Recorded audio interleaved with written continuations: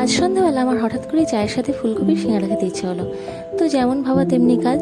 ফুলকপির সিঙ্গাড়া বানানোর জন্য আমি প্রথমেই ময়দার মধ্যে নুন, জোয়ান, কালো জিরে, সাদা তেল, 1 চিমটে বেকিং সোডা ও জল দিয়ে ময়দাটাকে ভালো করে মেখে তার থেকে কয়েকটা লেচি কেটে রেখে দেবো।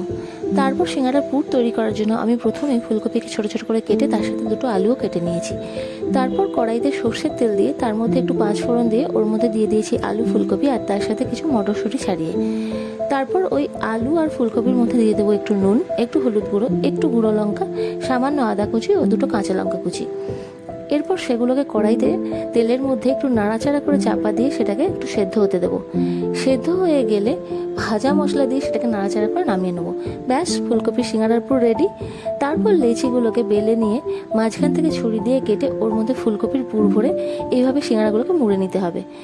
এইভাবে কয়েকটা বানিয়ে নিয়ে কড়াইতে সাদা তেল দিয়ে লো টু মিডিয়াম ফ্লেম আঁচে সিঙ্গাড়াগুলোকে এইভাবে ভেজে তুলে নিতে হবে। তাহলেই রেডি হয়ে যাবে খাস্তা ফুলকপির সিঙ্গাড়া।